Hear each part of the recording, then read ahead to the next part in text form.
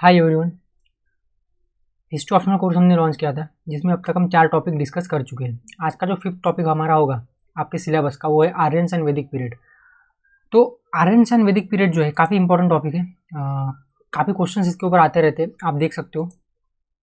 1998 से क्वेश्चंस मैंने यहाँ पे कवर किए हैं। हम डिस्कस करेंगे क्वेश्चंस को, लेकिन पहले सिलेबस देख लेते हैं।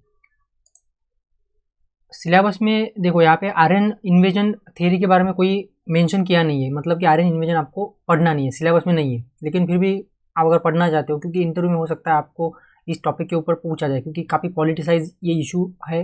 जब से मतलब पहले भी था, पोस्ट 1947 के पहले भी था और आज भी है।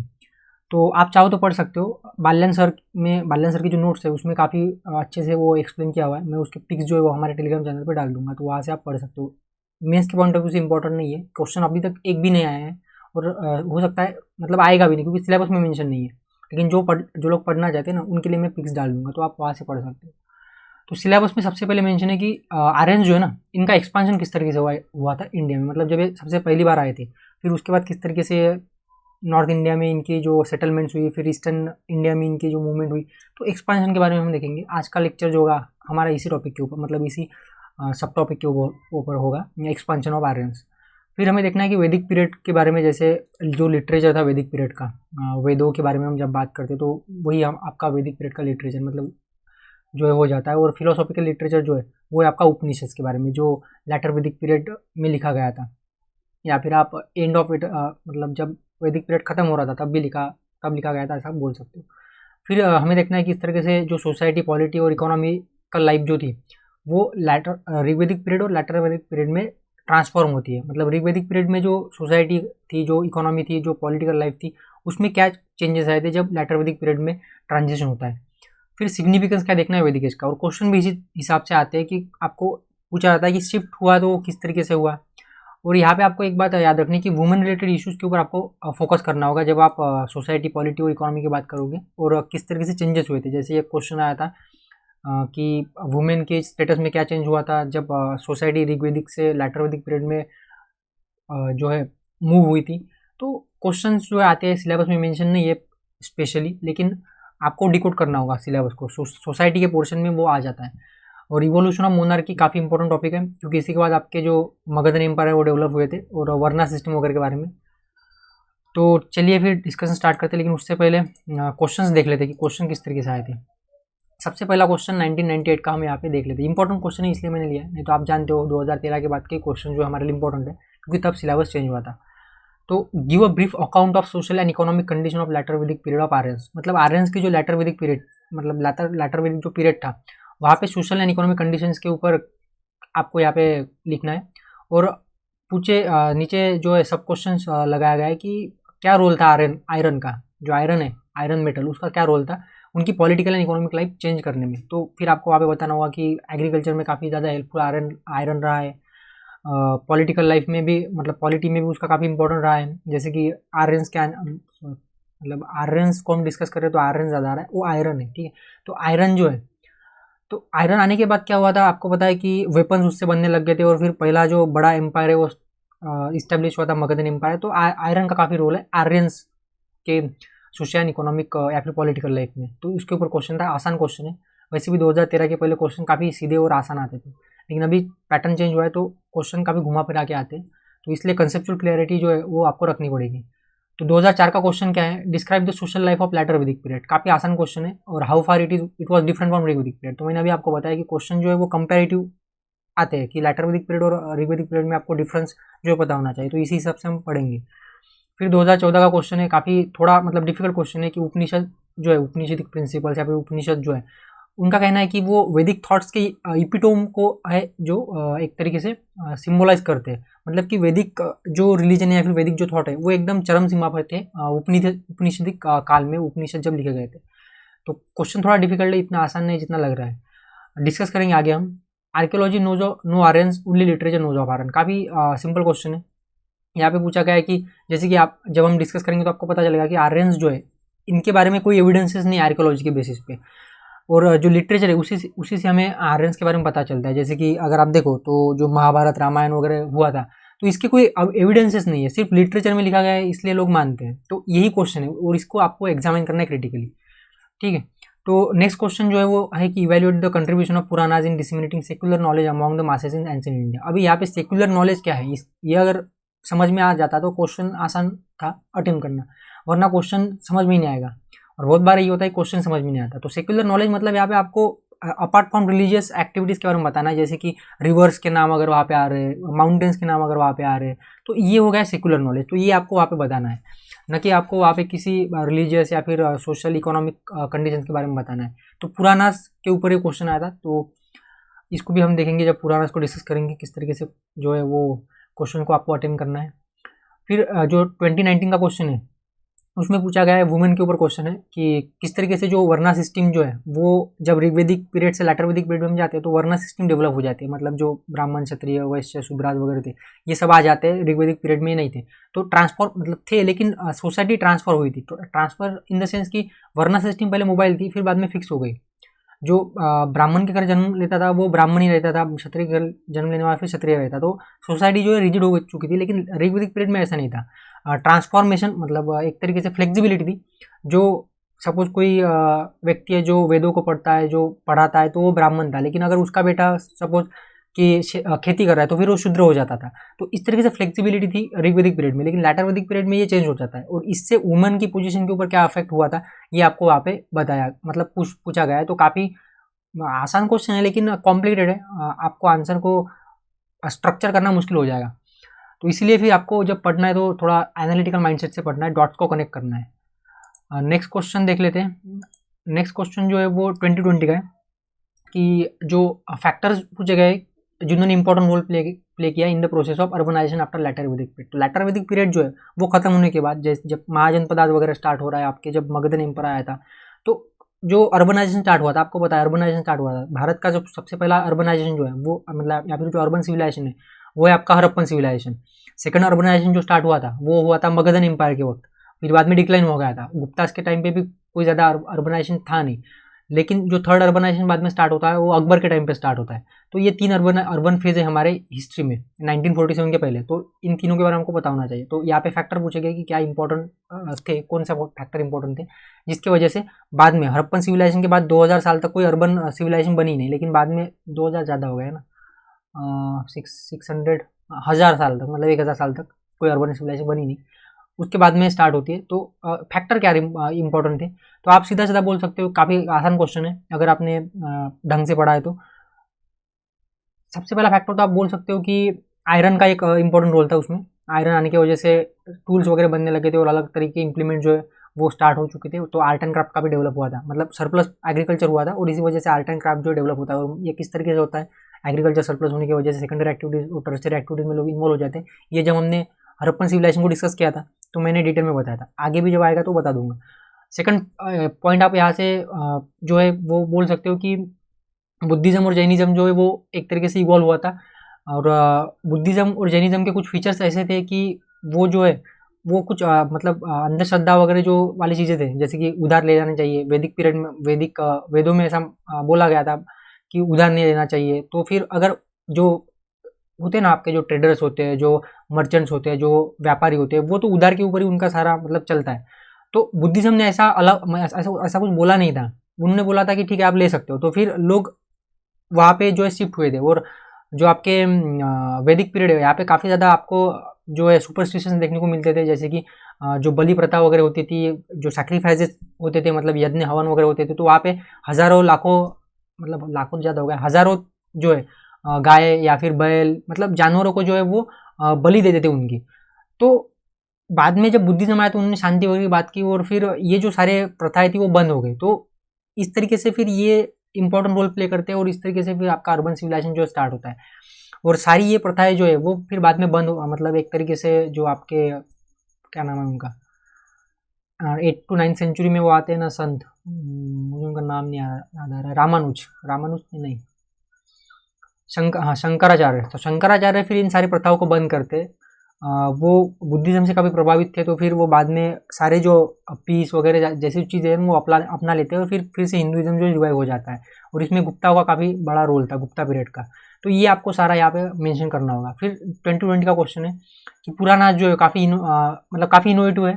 उसमें जो लिटरेचर दिया है पुरानाथ में वो काफ़ी इनोवेटिव है, जिससे कि वैदिक रिलीजन जो फिर से पॉपुलर हो गया। तो जैसे कि मैंने कहा था कि बुद्धिज़्म और जैनिज़्म आने के बाद और फिर आजीविका सेक्ट भी था एक, उनके आने के बाद जो आपका जो वैदिक रिलीजन था, मतलब जो आज का हिंदू रिलीजन है, वो एक तरीके से खत्म हो गया था। मतलब जैसे कि 10 से 15% लोग जो है हिंदू या फिर वैदिक रिलीजन को फॉलो करते थे और ज़्यादातर वो ब्राह्मण से हुआ करते थे।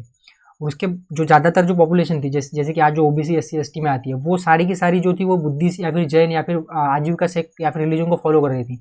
तो हिंदुइज्म जो था या फिर वैदिक जो रिलीजन था वो काफ़ी डीपॉपुलराइज हो चुका था। तो फिर इसको फिर से पॉपुलर बनाना था। तो फिर क्या हुआ, कुछ लोगों ने क्या किया, पुराणों की रचना की। पुराण मतलब फिर उन्होंने ब्रह्मा विष्णु महेश की रचना की। और आपको पता है पुराणों में क्या है, तो इस तरीके से पुराना को बनाया गया कि लोगों को काफ़ी अच्छा लगने लगा सुनने में।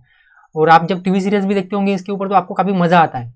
तो इससे क्या हुआ, लोग फिर से एक तरह से अट्रैक्ट हो गए वैदिक रिलीजन के ऊपर, मतलब वैदिक रिलीजन की तरफ। और फिर बुद्धिज़्म में काफ़ी सारी जो चीज़ें थी ना वो मतलब एक तरीके से ख़राब हो रही थी। और जैनिज़्म भी काफ़ी एक्सट्रीम रिलीजन था। तो फिर से लोग जो है वैदिक धर्म के ऊपर तरफ, मतलब कि हिंदू धर्म की तरफ फिर से अट्रैक्ट होना स्टार्ट हो गए। तो पुराना काफ़ी इनोवेटिव थे इसलिए कहा गया है। तो ये आपको फिर यहाँ पे मेंशन करना है। और लास्ट जो क्वेश्चन वो जो इस साल आया था, मतलब 2021 के मेंस में, लास्ट ईयर की जो मेंस थी वो इसी साल हुई है और उसका रिजल्ट आज ही डिक्लेयर हुआ है। आप देख सकते हो, हमने टेलीग्राम चैनल पे वहाँ पे पोस्ट कर दिए जो रोल नंबर्स वगैरह थे। तो जो क्वेश्चन है वो पूछा, मतलब जो रिपीट क्वेश्चन हुआ है यहाँ पे 2014 में क्वेश्चन आया था उपनिषद प्रिंसिपल के ऊपर, सेम क्वेश्चन है, बस कुछ वर्ड बदल दिए गए और कमेंट आगे वर्ड दे दिया गया है। तो क्वेश्चन सेम है, कोई डिफरेंस नहीं है। तो ये क्वेश्चन हमने डिस्कस किए। और भी क्वेश्चन हो गए जो आप चाहो तो देख सकते हो, लेकिन जितने भी इंपॉर्टेंट क्वेश्चन थे पिछले 10 सालों के वो मैंने यहाँ पे डिस्कस कर लिए। तो अभी हमने देखना है कि मतलब जो आर्यन या फिर वैदिक पीरियड था उसके बारे में हमें देखना है।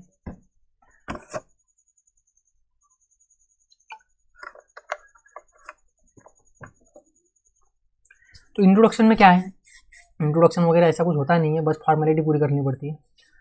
तो जैसे कि हमने देखा कि ग्रेट जो सिविलाइजेशन थी, हड़प्पन सिविलाइजेशन, वो डिक्लाइन हो चुकी थी। हड़प्पन सिविलाइजेशन डिक्लाइन हो चुकी थी इन द सेंस कि ये नहीं कि लोग जो है वो डिस्ट्रॉय, मतलब लोगों जो है उनको मारा गया था या फिर कोई मैसेक्री वगैरह हुई थी, नहीं। वहाँ के जो अर्बन एलिमेंट्स थे वो डिक्लाइन हुए थे। लोग जो है वो अभी अर्बन सेंटर्स को छोड़ के रूरल एरियाज में जो है रहना उन्होंने स्टार्ट किया जाता। तो इसीलिए मतलब इसी बोला जाता है अर्बन सिविलाइजेशन का डिक्लाइन हुआ। एक्चुअली वो हड़प्पन सिविलाइजेशन का डिक्लाइन होना बोला जाता है, अर्बन एलिमेंट्स का डिक्लाइन होना ये सही है। ओके, कंफ्यूज नहीं होना है। मैंने बोला कि हड़प्पन सिविलाइजेशन जो है ना वो डिक्लाइन नहीं हुई थी, सिर्फ अर्बन एलिमेंट्स डिक्लाइन हुए थे। लोग तो वही थे ना, बस उन्होंने फिर कल्चर बदल दिया था और रूरल एरियाज में उन्होंने रहना जो स्टार्ट कर दिया था। अभी काफ़ी ज़्यादा हिस्टोरियन जो है उन्होंने काफ़ी ज़्यादा रीजन, काफ़ी हिस्टोरियंस है जिन्होंने काफ़ी रीजन दिए हैं। जैसे कि हड़प्पन सिविलाइजेशन के डिक्लाइन के लिए हमने लास्ट लेक्चर में जब हमने हड़प्पन सिविलाइजेशन का डिक्लाइन डिस्कस किया था वहाँ पे हमने देखे थे। लेकिन मोस्ट जो डोमिनेंट था वो था आर्यन इन्वेजन वाला। लेकिन आर्यन इन्वेजन जो अभी माना नहीं जाता कि आर्यन इन्वेजन नहीं हुआ था, आर्यंस एक्चुअली माइग्रेट हुए थे, वो हम आगे देखेंगे। लेकिन हमें इससे कोई लेना देना नहीं है, हमें ये देखना है क्योंकि हमारे सिलेबस में तो है नहीं आर्यन इन्वेजन थियरी, तो हम डिस्कस नहीं करेंगे। तो हमें यहाँ पे ये देखना है कि जो आर्यंस थे ना वो इंडो यूरोपियन स्पीकिंग ट्राइब जो है, इंडो यूरोपियन भाषा बोलने वाले लोग जो है ना वो उन्हीं के थे। मतलब जैसे कि अभी इंडिया में आर्यंस जो है जो आए थे, फिर ईरान में भी कुछ है जो आज के लोग हैं ना वो उनके एंसेस्टर आर्यंस थे एक्चुअली।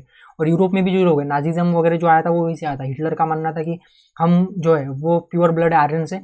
और जो जूस थे जिनका उन्होंने मतलब होलोकास्ट वगैरह किया था, जिनको मारा गया था, वो आर्यंस नहीं, मतलब वो प्योर ब्लड नहीं है। तो ये जो है ना आर्यंस, ये इंडो यूरोपियन स्पीकिंग ट्राइब के है। तो इस जो फैमिली है इंडो यूरोपियन फैमिली, इसमें कौन कौन सी भाषाएं आती है तो वो हम आगे देखेंगे अभी। लेकिन ये जो ट्राइब आई थी इंडिया में जो कि पंजाब हरियाणा रीजन में रहती थी अराउंड 2nd मिलियन BC, इनको ही आर्यंस कहा जाता था। और पूरा नॉर्थ इंडिया जो था इसे फिर आर्यवर्त वगैरह कहा गया, या फिर भारता ट्राइब के नाम पे भारत वगैरह नाम आया। तो ये सब हम देखेंगे आगे। तो देखना अब हमें क्या है कि सबसे पहले तो आप ये देख लो कि ये जो हमारा जो वैदिक सिविलाइजेशन था ये कहाँ पे था, एरिया क्या था, और उस वक्त दुनिया में कौन कौन से सिविलाइजेशन थे। तो एक देख लेते, थोड़ा ओवरव्यू ले लेते हैं कि वैदिक सिविलाइजेशन जो है वो आपका देखो यहाँ से अफगानिस्तान के एरिया से, ईस्टर्न अफगानिस्तान से यहाँ पे बिहार तक फैला हुआ है। लेकिन इनिशियल फेज में सेकंड 2 फेजेस में जो है एक्सपांशन हुआ था। फर्स्ट फेज में वो यहाँ तक ही थे आपके दिल्ली वगैरह वाले रीजन तक, और सेकंड फेज में फिर वो यहाँ पे बिहार तक पहुँच चुके थे। और उसी वक्त ईरान में भी इरानियन पास्टोरल पीपल थे। यहाँ पे किंगडम आ चुका था आपके टिग्रिस वगैरह रिवर में, क्योंकि यहाँ पे एंशिएंट सिविलाइजेशन तो वैसे थी, समरियन सिविलाइजेशन, तो यहाँ पे वो किंगडम काफ़ी अर्ली आ गया था और इंडिया में जो राज्यशाही है वो आने में थोड़ा वक्त लग गया था, लेकिन यहाँ पे आ चुका था। यहाँ से आए थे आर्यंस, ऐसा माना जाता है ये जो है ना, यहाँ से। और ये साइटियन जो ट्राइब है ये फिर आगे चल के इंडिया में भी आती है यहाँ से। ओके, तो इतना ज़्यादा इंपॉर्टेंट तो नहीं है, लेकिन फिर भी मैंने दिखा दिया आपको कि उसी वक्त दुनिया में कहाँ कहाँ पे और कौन कौन सी सिविलाइजेशन चलती थी। चाइना में आप देख सकते हो, चाइना वगैरह ऐसा कुछ था नहीं, सिर्फ एक ट्रांस ह्यूमन पास्टोरलिस्ट थे चाइना में। ठीक है, तो नेक्स्ट क्या है, हाँ सवाल ये है कि आर्यंस कौन थे, आर्यंस कौन थे, आए कहाँ से थे। तो जब हम वैदिक कल्चर की या फिर वैदिक लिटरेचर की बात करते हैं तो इससे काफ़ी क्वेश्चन जो है इससे जुड़ जाते हैं, जैसे कि आर्यंस थे कौन, इंडो आर्यंस कौन थे, कहाँ से आए थे, इनका घर क्या था, और क्या इनमें कोई मतलब जो वैदिक पीपल है और जो इंडस वाली सिविलाइजेशन के जो लोग हैं इनमें क्या रिलेशनशिप थी। तो सीधा सीधा नहीं थी रिलेशनशिप, लेकिन कुछ जो है हिस्टोरियन जोड़ने की कोशिश करते हैं, वो पॉलिटिकल एंगल हो जाता है उसमें, एकेडमिक ये इशू आए नहीं। देखो यहाँ पे प्रॉब्लम ये है कि ये क्वेश्चन प्रॉब्लम नहीं है, प्रॉब्लम ये है कि ये जो इशू है ना ये एकेडमिक रहा नहीं है, ये पॉलिटिकल हो चुका है। ये आज की बात नहीं, ये कॉलोनियल एरिया में भी ये चलता था, मतलब ब्रिटिश भी ये करते ही थे। ठीक है, रेस वगैरह जैसी चीज़ें, उन्होंने कहा था ना कि वाइट्स मैन बर्डन है इंडियंस, कि आप जंगली हो और हम आपको सुधारने आए हैं। तो वो रेशियल जो प्रोपोगंडा था वो चलता रहता है। ठीक है, तो 2 सेंचुरी तक डिबेट चल रही है, अभी भी चल रही है, 2 सेंचुरी चल रही है, लेकिन फिर भी ये जो आंसर है इसके मिले नहीं, इन सवालों के आंसर जो अभी तक मिले नहीं। ठीक है, तो अभी हमें देखना है कि आर्यंस कौन थे, वो हमारे ज़्यादा इंपॉर्टेंट हो जाता है। तो जो कंपोजर्स है ऋग्वेदा के, जो जिन्होंने ऋग्वेद मतलब वेद बनाए हैं उनको आर्यंस कहा जाता है। वो खुद को आर्यंस बोलते थे। आर्यंस का मतलब क्या होता है फिर, तो आर्यंस का मतलब है किंग्समैन या फिर कंपेनियन, मतलब कि जो साथी है उनको आर्यंस कहा जाता है, मतलब उसका मतलब होता है। और कुछ हिस्टोरियन जो इसे ऐसा भी बोलते हैं कि जो कल्टिवेटर्स थे, जो खेती वगैरह करते थे, वो आर्यंस थे। लेकिन इनिशियली जो है वो तो खेती करते नहीं थे, वो पास्टोरलिस्ट थे। तो ज़्यादा सही यही है, किंग्समैन या फिर कंपेनियन। और ये जो इंडो आर्यंस थे ये इंडो ईरानियन ब्रांच के थे, जो कि इंडो यूरोपियन फैमिली की, इंडो यूरोपियन जो फैमिली है लैंग्वेज की उसका ये ग्रुप है। मतलब इंडो यूरोपियन जो फैमिली है इसकी ब्रांच है ईरानियन, इंडो ईरानियन, वो इसी की सब ग्रुप जो है वो आर्यंस है, इंडो आर्यंस। अभी देखो हमें क्या देखना है, हमें देखना है इनका होम, ये आए कहाँ से थे। तो ये आए कहाँ से थे, सबसे यहाँ पे काफ़ी ज़्यादा जो कंट्रोवर्सी है, और बाल गंगाधर तिलक ने इसके ऊपर एक बुक लिखी थी स्पेशल, होम ऑफ आर्यंस, मतलब आर्यंस कहाँ से आए थे। तो उन्होंने कहा था कि वो सम अराउंड सेंट्रल एशिया से या फिर सदर्न रशिया से आए थे, ऐसा तिलक का कहना था। तो अभी अलग अलग हिस्टोरियंस के अलग अलग अपने विचार है, तो देख लेते हैं क्या है। अभी ओरिजिनल जो होमलैंड्स है इंडो यूरोपियन वो और इंडो आर्यंस का, इसके ऊपर काफ़ी डिबेट है। और फिलोलॉजिस्ट मतलब जो लैंग्वेज की स्टडी करते हैं, लिंग्विस्ट भी उन्हें कहा जाता है। आर्कियोलॉजिस्ट में मतलब आपको बताइए, मैंने फर्स्ट लेक्चर में बताया था। एंथ्रोपोलॉजिस्ट मतलब जो मानव वंश शास्त्र वाले जो होते हैं वो हिस्टोरियंस में, और काफ़ी बाकी लोग भी पॉलिटिशियन वगैरह करते रहते डिबेट। लेकिन जो डोमिनेंट व्यू है इसके रिगार्डिंग, ठीक है, जो आर्यंस है इंडिया के आर्यंस की मैं बात कर रहा हूँ, तो जो इंडियन हिस्टोरियंस है उनका कहना है कि ये इंडिजिनस है, मतलब ये कहीं से बाहर से नहीं आए थे, लेकिन ये गलत है, वो बाहर से ही आए थे और वो इमिग्रेंट्स थे, ये ज़्यादातर माना जाता है। अभी ओवर द ईयर ऐसा माना जाता है कि जो काफ़ी जो ओरिजिनल जो होमलैंड्स है इनका, वो मतलब काफ़ी हिस्टोरियंस इनका ओरिजिनल जो होमलैंड्स है वो बताते हैं। कुछ लोग बोलते हैं कि तिब्बत में, कुछ लोग बोलते हैं अफगानिस्तान में, कुछ बोलते हैं ईरान में, कुछ अरल सी का एरिया बोल रहे हैं, कुछ ब्लैक सी, कुछ ककेशियस रीजन, ककेशियस मतलब जैसे यूक्रेन वाला एरिया है ना वहाँ पे, उराल्स, फिर ओल्गा माउंटेन है आपका रशिया में, सदर्न रशिया, और काफ़ी ज़्यादा और जो रीजन है वो दिए जाते हैं। लेकिन जो ज़्यादा एक्सेप्टेड जो व्यू है वो ये है कि स्टेपी रीजन से आए थे। स्टेपी रीजन से लेके सदर्न एशिया, सदर्न रशिया और सेंट्रल एशिया वाला जो एरिया था, मैं अभी आपको दिखा देता हूँ कि ये आए कहाँ से थे एग्जैक्टली। तो ये जो एरिया है ना ये है स्टेपी, तो ये माना जाता है कि इनका होमलैंड था, यहाँ से वो आर्यंस पूरी दुनिया में आए थे। अभी फिर उनका माइग्रेशन हुआ था, जैसे कि एक ब्रांच जो आर्यंस की वो यहाँ से ईरान में आई थी, फिर ईरान में रही थी, और ईरान से फिर वो इंडिया में मूव हुई थी। अभी हम आगे देखेंगे। फिर कुछ लोग यूरोप गए होंगे यहाँ से, कुछ लोग मतलब एक तो ईरान आए, कुछ यूरोप गए, फिर यूरोप से कुछ हो सकता है अफ्रीका तो नहीं जाएंगे, अफ्रीका तो में तो ओरिजिनल लोग थे, मतलब जो ब्लैक वर्णीय मतलब कृष्णवर्णीय जो लोग हैं वो है वहाँ पे। तो एक ब्रांच जो है वो यहाँ पे आई, तो हमें इसी से मतलब है, क्योंकि हम इंडियंस जो है ना इनकी बात करेंगे, इंडिया में जो आर्यंस है वो, तो फिर वो यहाँ से आए थे और पर्शिया में रहे थे, पर्शिया मतलब ईरान में काफ़ी साल तक रहे, फिर वो इंडिया में उनकी मूवमेंट हुई। तो वो आपको क्लियर हो चुका होगा कि उनका ओरिजिनल होमलैंड क्या, मतलब स्टेपी रीजन कहाँ से है। वैसे भी आपका ज्योग्राफी अगर पढ़ा होगा तो आपको पता है स्टेपी कहाँ पे है, स्टेपीज वगैरह। तो ऐसा माना जाता है कि ये जो रीजन है आर्यन स्पीकिंग लोगों का, वो मतलब इस रीजन से आर्यन स्पीकिंग लोग जो है वो माइग्रेट हुए different parts of the Europe and Asia में। और उनकी एक ब्रांच जो थी, जैसे कि मैंने अभी आपको दिखाया मैप में, वो ईरान में आई थी और फिर वहाँ पे वो लंबे समय तक रहे। लेकिन ईरानी ने कुछ लोग जो ईरान से फिर साउथ ईस्टर्न डायरेक्शन में मूव हुए और वो इंडिया में आए और वहाँ पे उनको दिखा city civilisation of Indus valley. और फिर आपके थेरीज दी जाती है कि उन्होंने वहाँ पे आक्रमण वगैरह किया था, पता नहीं अभी किया था कि नहीं किया था, ठीक है, हमें उससे कोई लेना देना नहीं है। लेकिन ऐसा भी माना जाता है कि जो आर्यंस थे ये एक साथ नहीं आए थे, वो एक स्टेजेस में आए थे, मतलब उनकी वेव्स आई थी, एक पहली दूसरी तीसरी इस तरीके से वो आए थे। तो आगे हम देखेंगे और इसीलिए फिर बाद में उनमें जो कन्फ्लिक्ट भी होता है, आपने देखा होगा बैटल ऑफ टेन किंग आपने सुना होगा। तो पहले एक वेव आई होगी, पहले कुछ आर्यंस आए होंगे, कुछ ट्राइब्स आएंगे, फिर बाद में और आए होंगे 500 1000 साल बाद। तो इस तरीके से वो आए थे इंडिया में। तो होम उनका क्लियर हो गया, होम था स्टेपी वगैरह के आसपास और वो ईरान में आए थे, फिर ईरान से इंडिया में आए और वो सिंगल वेव में नहीं आए, वो अलग अलग वेव्स में आए। ओके, तो यहाँ से आप देख सकते हो ये एरिया था, वैदिक कल्चर यहाँ पे डेवलप हुआ था। ये आपको कुरुज है यहाँ पे, महाभारत आपने देखा होगा, महाभारत में जो दिखाए गए वो कुरुज है। पंचालाज है यहाँ पे, पंचाला भी आपको आपने देखा होगा, ठीक है। कोसलाज है यहाँ पे, विदेह है, विंध्यास यहाँ से। तो इनके नीचे वो कभी गए ही नहीं, विंध्यास से उनको पता ही नहीं था इसके नीचे भी कुछ है, ठीक है। और ठीक है, तो ये यहाँ से आप देख सकते हो सबसे पहले वो जब आए थे ना तो यहाँ पे रहते थे, सबसे पहली बार जब वो आए थे तो इस एरिया में, ईस्टर्न अफगानिस्तान में। फिर उन्होंने यहाँ पे रहना स्टार्ट कर दिया। ये वाला उनका फर्स्ट फेज ऑफ जो एक्सपांशन था, फर्स्ट फेज ऑफ सेटलमेंट वो ये था आपका पंजाब, मतलब प्रेजेंट डे पाकिस्तान और इंडिया दोनों का जो पंजाब है वो मिला के, और फिर हरियाणा, दिल्ली का एरिया। और फिर वो 1000 BC के बाद फिर यहाँ पे जो है मूव हुए थे और फिर उन्होंने पूरा ये एरिया जो कैप्चर कर लिया था, पूरा ये एरिया, ठीक है। तो वो आपको अभी थोड़ा क्लियर हो चुका होगा वो किस तरीके से मूव हुए थे। आगे हम देखेंगे और डिटेल में देखेंगे और अच्छे समझेंगे। ये रिवर से कुछ मैंने ऐड करी यहाँ पे। तो एक्सपांशन किस तरीके से हुआ था अभी उन्हें, मतलब हमें देखना है कि एक्सपांशन आर्यंस का किस तरीके से हुआ था। अभी ये तो हमने मतलब ज़्यादातर स्टूडेंट्स ने मान लिया है कि आर्यन जो थे वो इन्वेडर्स नहीं थे, तो वो माइग्रेशन करके वो आए थे, मतलब इमिग्रेंट्स थे वो। तो जो क्लोज कनेक्शन है between the people like Europeans, Indo Iranian और इंडो आर्यंस, जो कि सेम ही फैमिली से बिलोंग करते हैं, इंडो यूरोपियन, हमने देखा अभी। तो ये तो अभी सब्जेक्ट ऑफ डिबेट रहा ही नहीं है और वाइडली एक्सेप्टेड व्यू है। तो अभी सवाल ये है कि इंडो यूरोपियन जो फैमिली है इसमें कौन कौन सी लैंग्वेजेस आती है। तो सबसे पहले संस्कृत, फिर लैटिन, ग्रीक, जर्मैनिक। जर्मैनिक में 3 लैंग्वेज आते हैं, जर्मन, इंग्लिश और स्वीडिश। रशियन और पोलिश जो इनको स्लैव भी कहा जाता है, स्लैव। और फिर इटली, स्पेनिश, फ्रेंच। तो ये सारे आर्यन फैमिली की लैंग्वेजेस है।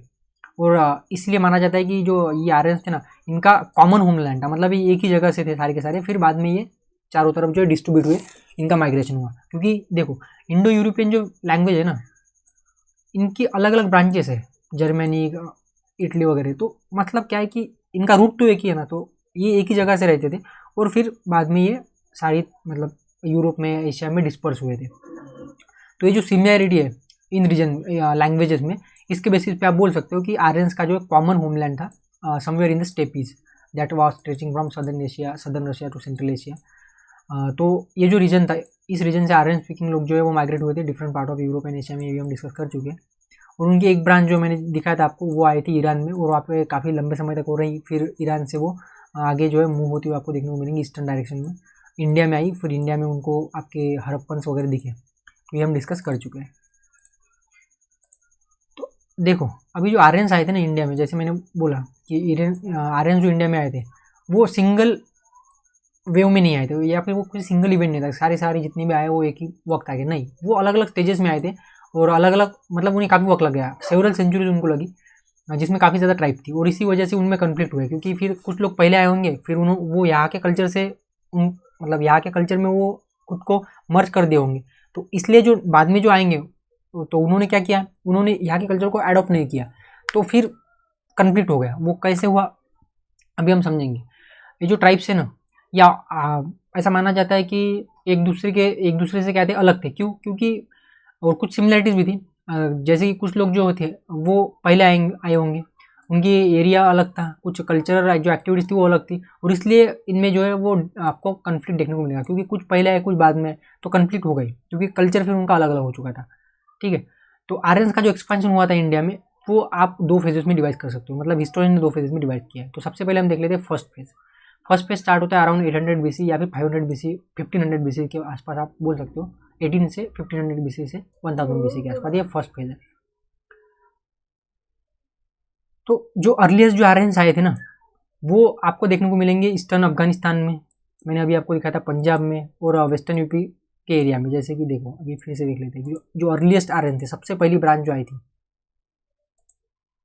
वो कहाँ पे थी, वो थी वो यहाँ पे ईस्टर्न अफगानिस्तान और इस वाले एरिया तक फर्स्ट अर्लीस्ट आर्यंस यहाँ पे आए थे। मतलब इनसे पहले भी कुछ आए होंगे और फिर वो यहाँ पे साउथ इंडिया में चले गए।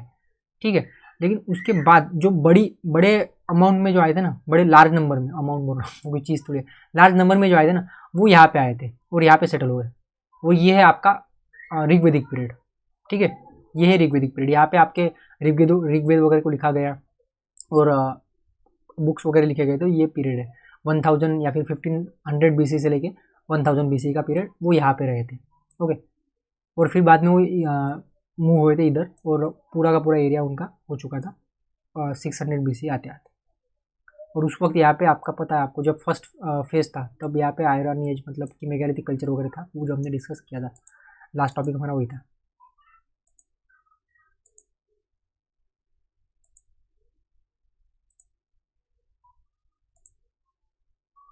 ठीक है, और ये हमें कैसे पता चल रहा है कि वो इसी एरिया में थे, क्योंकि वैदिक जो मैंने जैसे कि बताया था आर्कियोलॉजिकल एविडेंसेस तो है ही नहीं।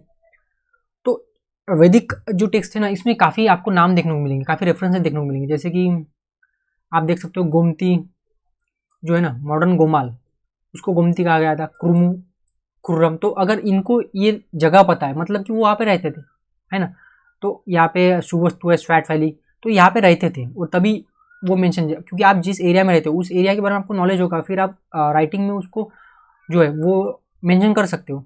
तो आम बात है, आप समझ सकते हो। इसलिए बोला जाता है कि आर्यंस के बारे में कोई आर्कियोलॉजिकल एविडेंसेस नहीं, लेकिन लिटरेरी एविडेंसेस है, और आर्कियोलॉजिकल डेटा जो है काफ़ी लेस एविडेंसेस है। ठीक है, अर्ली सेटलर्स का। लेकिन जो मेन फोकस जो था ना ऋग्वेदिक लोगों का, वो था पंजाब और दिल्ली वाला रीजन। मतलब ईस्टर्न अफगानिस्तान में इतना ज़्यादा उनका फोकस नहीं था, पंजाब एंड दिल्ली रीजन था उनका मेन फोकस एरिया। वहाँ पे उन्होंने ज़्यादा कुछ जो है वो काम किया है। और ये हमें कैसे पता चल रहा है, क्योंकि काफ़ी ज़्यादा बार यहाँ पे आपको जो अभी हमने नाम डिस्कस किए, गोमती वगैरह रिवर, इनके नाम काफ़ी कम है, लेकिन जो ज़्यादातर जो नाम आपको देखने को मिलेंगे वो देखने को मिले सिंधु, घाघर, सरस्वती, यमुना, और जो आपके जो सिंधु के जो 5 या 6 जो ट्रिब्यूटरीज है ना, रावी, बिया, सतलज, रावी को पौरुषिक बोलते थे वो लोग, यहाँ पे वॉर भी हुआ था, तो ये ज़्यादा मेंशन है। तो इसलिए हम जो हिस्टोरियंस है वो मानते हैं कि यहाँ पे उनका ज़्यादा फोकस था, यहाँ पे वो ज़्यादा रहते थे। अर्ली जब आए होंगे तब ईस्टर्न अफगानिस्तान में रहते होंगे, लेकिन बाद में फिर वो मूव हो गए थे पंजाब और दिल्ली के रीजन में। तो beside these 5 tributaries of Indus also have reference in text. ठीक है, तो उनका जोग्राफिकल नॉलेज जो है वो जो है ना यमुना के पार नहीं था, मतलब यमुना तक ही उनको पता था, इससे ज़्यादा उनको पता ही नहीं था। तो अर्ली जो आर्यन सेटलर्स है ना, वो सप्त सिंधवा वाले एरिया में रहते थे, वो इसी एरिया में रहते थे, वो इसी एरिया में उनका झगड़ा जो है वो चलता रहता था।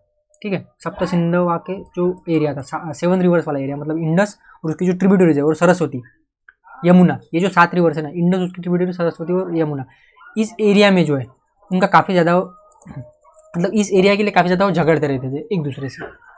और ऐसा ही एक जो कन्फ्लिक्ट है ना, वो बैटल में कन्वर्ट हो जाता है। यहाँ पे आपको देखने को मिलेगा बैटल ऑफ 10 किंग के बारे में। मैं आपको इसको थोड़ा बता देता हूँ कि बैटल ऑफ 10 किंग हुआ मतलब कैसे था और क्या था बैटल ऑफ 10 किंग के बारे में। ठीक है, वेट फॉर मिनट। हाँ, तो जो बैटल ऑफ 10 किंग है ना, ये एक्चुअली देखो अभी थोड़ा समझो, यहाँ पे मैंने स्लाइड्स में ऐड नहीं किया क्योंकि इतना ज़्यादा इंपॉर्टेंट नहीं है, लेकिन मैं आपको बता देता हूँ ओरली, आप नोट कर सकते हो अगर आप चाहो तो। जो बैटल ऑफ 10 किंग हुआ था वो हुआ था आर्यंस के बीच में, उनके अलग अलग जो ट्राइब्स थे, मैंने बोला ना जैसे कि उनके ट्राइब्स अलग अलग वेव्स में आई थी, तो इसलिए फिर उनमें जो डिफरेंस होता था, ओपिनियन में डिफरेंस होता था, फिर वो झगड़ते रहते थे एरियाज़ के लिए, कैटल्स के लिए। तो ऐसे ही फिर एक युद्ध हो जाता है बैटल ऑफ 10 किंग, जिसमें एक सुदास नाम से जो राजा है ना, सुदास नाम से राजा, वो जीत जाता है। ठीक है, ये भारत जो ट्राइब है इसका राजा था, और भारत ट्राइब के नाम पे हमारे देश का नाम भारत हुआ है, जो वेस्टर्न पंजाब की थी। तो देखो अभी ये बैटल के बारे में थोड़ा आपको बता देता हूँ। अभी हुआ क्या था कि जैसे कि आपस में लड़ते रहते थे, तो एक राजा था, राजा का नाम है आपको पता है सुदास। तो ये जो सुदास था ना, ये भारत ट्राइब से बिलोंग करता था और इसका एक प्रीस्ट था, मतलब चीफ प्रीस्ट, मतलब जो होता है ना कुलगुरु वगैरह, वो था विश्वामित्र।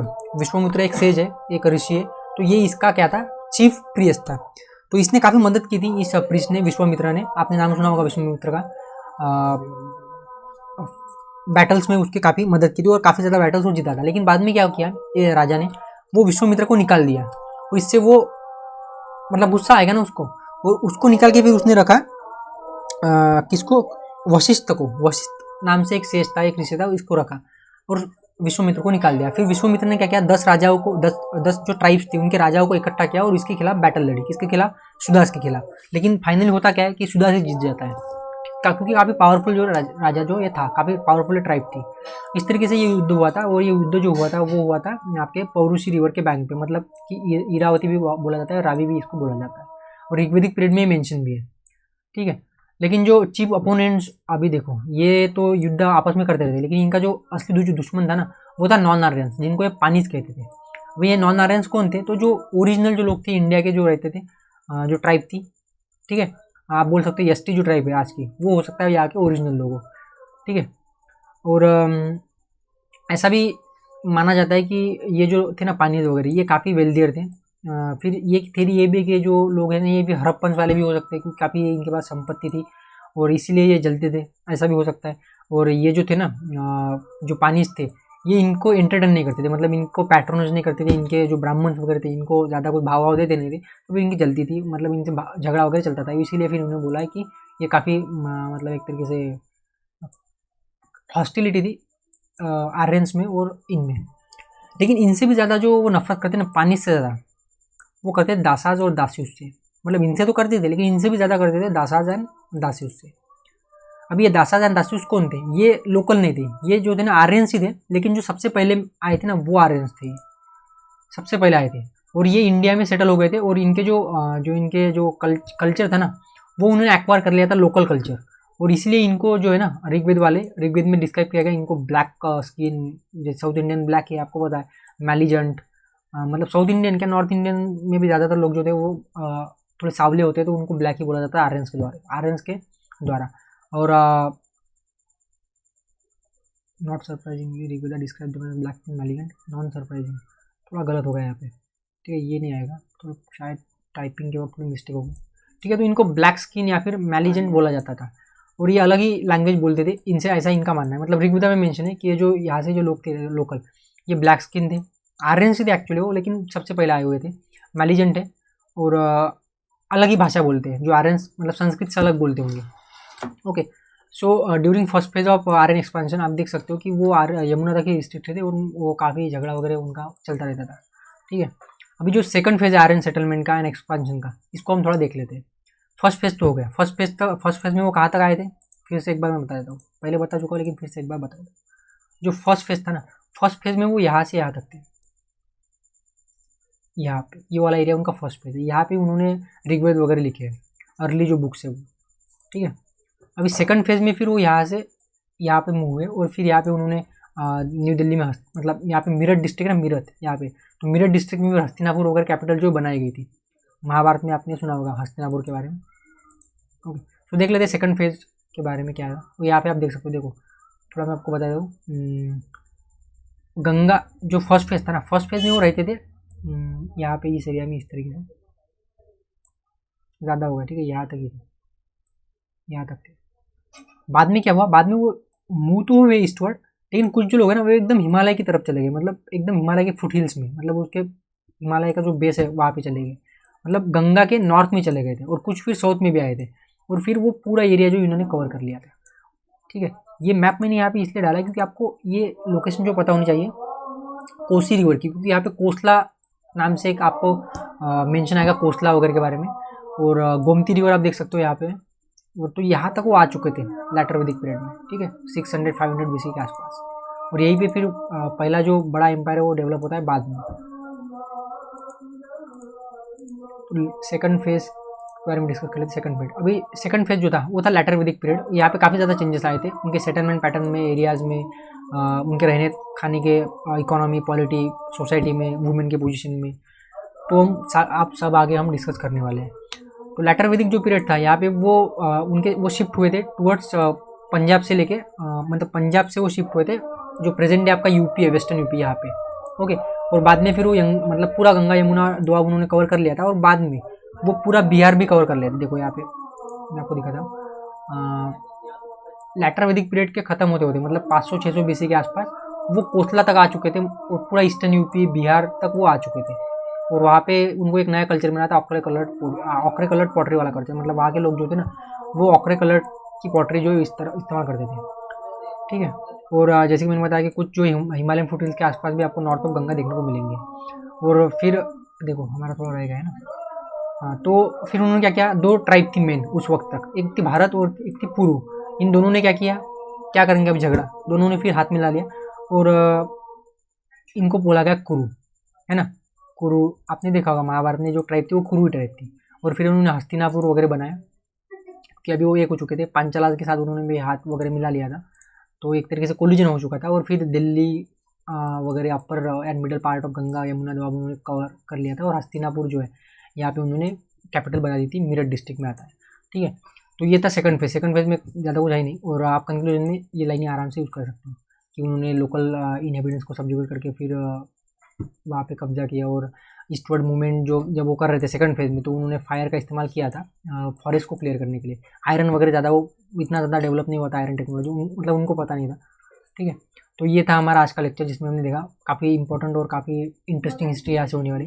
जो नेक्स्ट लेक्चर जो होगा ना हमारा, वो हम देखेंगे जो हमारा टॉपिक बचा है, वैदिक लिटरेचर, फिलोसॉफिकल लिटरेचर, वैदिक लेटर। तो ये सब हम देखने वाले, काफ़ी मज़ेदार जो है वो आपका आर्यन्स एंड वैदिक कल्चर जो होने वाला है। देखो इसमें कुछ ऐसे बातें आएंगी जो काफ़ी जो है वो मतलब रियलिटी है, और काफ़ी मतलब कुछ लोगों को गलत भी लग सकती है, क्योंकि इसमें जब हम बात करेंगे तो कास्ट सिस्टम के बारे में डिस्कस करेंगे, वुमेन की पोजीशन के बारे में डिस्कस करेंगे, तो काफ़ी ज़्यादा इसमें ऐसी चीज़ें आएंगी जो हो सकता है कुछ लोगों को पसंद ना आए, लेकिन जो सच्चाई है वो है, ठीक है। आर्यन्स हमें बस एकेडमिक पॉइंट ऑफ व्यू से पढ़ना है, पॉलिटिक्स में नहीं डालना है, ठीक है।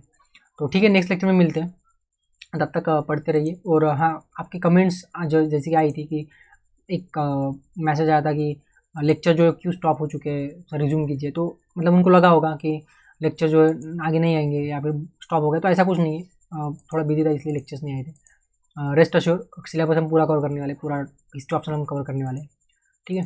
जो लोग 2022 में देने वाले उनके लिए भी ये जो लेक्चर्स है अवेलेबल होंगे, मतलब तब तक हो जाएगा पूरा सिलेबस मेंस के पहले। और 23-24 के तो कोई मतलब लोड ही नहीं है, ठीक है। PDF मटेरियल मैंने अपलोड कर दिए, लास्ट जो लेक्चर थे आपके हड़प्पन और मेगालिथिक पीरियड है या फिर हिस्टोग्राफी के लेक्चर आप पर्टिकुलर देख लेना, काफ़ी इंपॉर्टेंट है हिस्टोग्राफी को समझना, ठीक है। ज़्यादा डिटेल में मैंने हिस्टोग्राफी कवर नहीं किया है क्योंकि इतना ज़्यादा हमारा इंपॉर्टेंट है, सिर्फ हमें बेसिक समझना है। ओके, सो मिलते हैं फिर नेक्स्ट लेक्चर में। Thank you for discussion.